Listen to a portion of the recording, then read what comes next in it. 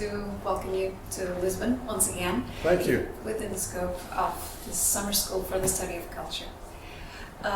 It is very hard to define your work for its singularity and uniqueness.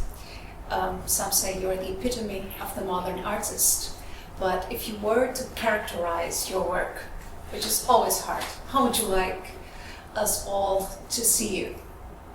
Well, I think that I'm an artist, and I think an artist can do many things. I'm interested in education, I'm interested in human rights, I'm not so interested in politics, I'm not so interested in religion. I think politics and religion divide men. I think the arts can unite people in a very unique way. And I think that's what drew me to being an artist. You mentioned you're interested in training and in teaching young artists. How do you see, having in mind the Waterloo project that you created, how do you see the collaborative or the collaboration between research and practice in the arts? Well, I think that education, for the most part, is too intellectual. It's too head-orientated. It's too book-orientated. There's no one way to learn. So some people learn best through a structured environment. Some people learn best in a free environment. And I think that an educational institution should be flexible, but I find that very often too much of it gets stuck in a book. And so much is, I think learning is doing, and you learn to walk by walking. And you can read all the books about it you want, you can talk about it, but you've got to get up and fall down in order to learn to walk. And so I'm more in that school of thinking. But my way of working is not necessarily right for anyone else. It just happened to fit my personality and my background and my interest. It's not necessarily wouldn't be right for you or someone else. Do you see, especially in our conflict-prone world, that arts have a role in the mediation of conflict? You referred to human rights as one of the areas that you're interested in. I do. Do you think that your work... I do. I think that it's unfortunate that governments are not aware of the importance of the role of the arts. Especially in my country, the United States, they really are a low priority in terms of national concern. I just came from Brazil a couple of months ago, and it's quite amazing what's beginning to happen there, this social revolution with the arts. And a philosophy, they believe that man can change because of culture. And if we lose our culture, we lose our memory. Absolutely. Did you have that in mind as well when you created Einstein on the Beach in '76? It was way back then, but the notion of nuclear power, atomic energy, was it always also? Well, I thought about a lot of things at the time. I thought about Einstein, and I was thinking at the time maybe of doing the work on Hitler, and Phil Glass, who I collaborated with in Einstein, he was very much against doing a work on Adolf Hitler. I thought about doing a work on Charlie Chaplin, and he liked that a bit better. And he was thinking about doing a work on Gandhi, and somehow we ended up agreeing to do a work about Einstein. And what I found fascinating about Einstein is that he's really the father of the atomic bomb in some ways. So he's not just this sweet old Jewish guy that we think about as a great scientist, but and he was a pacifist. But we also have the splitting of the atom, the atomic bomb, and so that's where On the Beach came from the novel, about the destruction of the world. And we need to see that, I think, that evil element in order to really appreciate Einstein and who he is as a person. And it's a work that is still very resonant today. Do you like to revisit your work and restage it in new settings? Well, with a few pieces I do, but by and large I don't. I think my work is not really meant to be repeated. They're like shooting stars. They're events that happen at that time, and a number of times people have asked me to restage the Regard de Sourd, the Deaf Man Glance that I did in 1971, the 7-hour work that was silent. But that piece was about that time, and I don't think it would make sense to do it today. A letter for Queen Victoria that I did after that, a few years after that, wouldn't really mean the same thing today. It doesn't hold up. And I think that the larger body of my work is not to be done again. Lincoln Kirsten said in the early 60s, he said, modern dance will have no tradition. And it was so shocking when I read that, but I think he was right. That so much of, I doubt that Martha Graham's work 300 years from now will be done. It was based on her personality, that time, and she made a great contribution. I doubt that Merce Cunningham, who was one of the most important choreographers of the 20th century, I don't think we will be performing his works 100 years from now.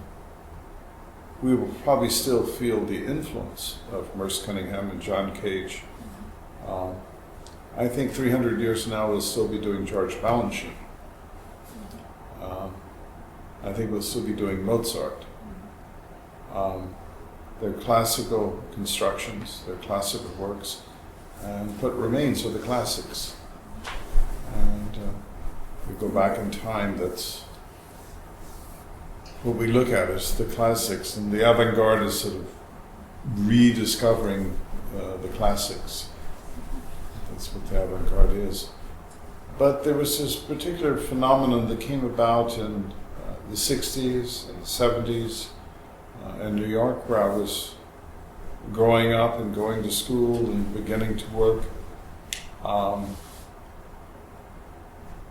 The performance art, I just did the life and death of Marina Abramovic. She's a very good friend. I've known her since 1971. I saw her retrospective at the Museum of Modern Art in New York, and I think it's great that performance art was recognized as an art form and by MoMA. The pieces are dead for me. They're no longer interesting to see what she did in the 70s. They're not, to me, there was about Marina standing there with no clothes on, and you walked against her body, and it was her personality.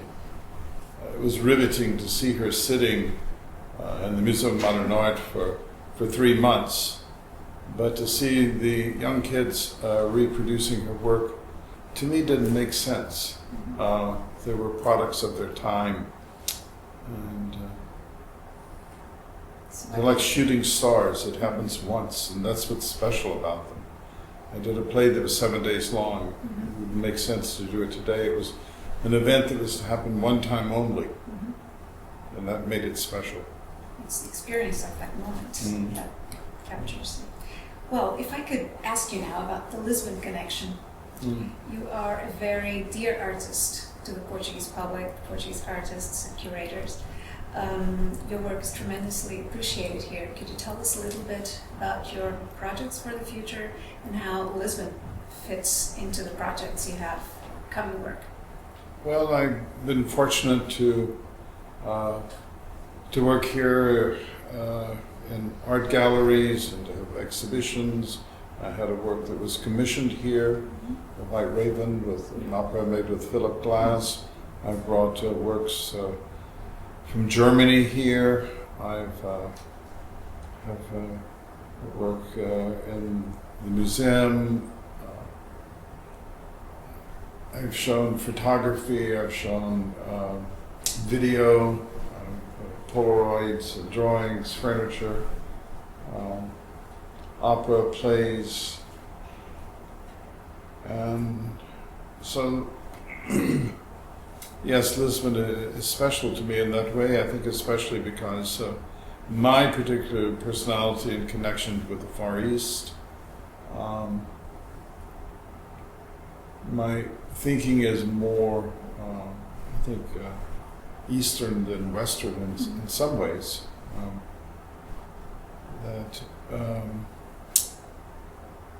And then now there are plans to do work in the future. We're hoping to bring, I think it is going to happen, the Macropolis case from the National Theatre in Prague, which is a very special work that I did. And we're talking about having a whole celebration of different aspects of my work, maybe work in a museum, maybe to curate something, maybe to show the watermill collection.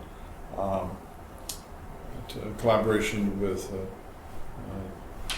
artists here and showing work. So there are plans for the future. Mm-hmm. I've heard that you have plans here in Lisbon, and we are very much looking forward to that. Your project on the video portraits is very particular. How do you relate that project to contemporary celebrity culture? Are you interested in that construct? What was your objective, your goal with the video portraits project? Well, the video portraits I did celebrities, did Sean Penn, Brad Pitt, Winona Ryder, Salma Hayek. But I also did people from the street. I did an auto mechanic.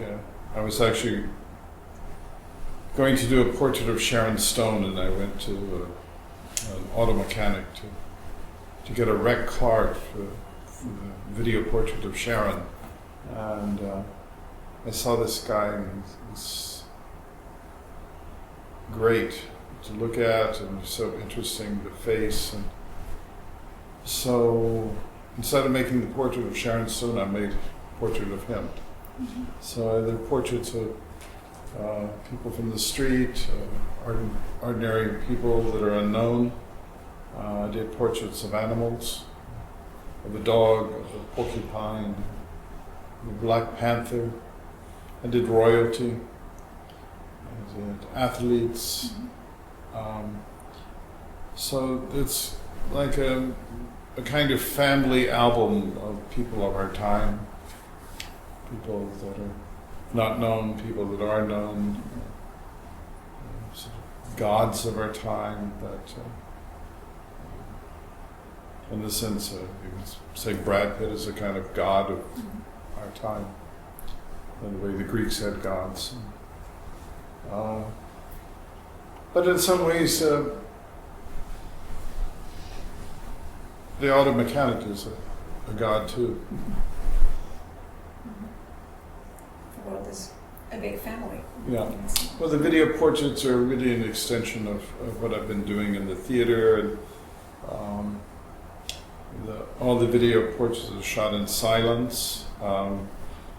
Most of them deal with very little outward movement. It's more the awareness of movement and stillness. And they're formal, they're not something that is an outpouring of emotion, but something inwardly felt. Mhm. I did one of Faradiba, and she sat for 5 hours. And she said, "What should I think?" I said, "Oh, think nothing." And she said, "I can't do that." So I said, "Okay, think whatever you want." But she's just sitting there. And afterwards, when I showed her the portrait, she started weeping, crying. She said, "All my life is there." And there is this very deep emotion that you see that she's experiencing. It's not outwardly portrayed, but deeply felt inside. And it's moving in that way.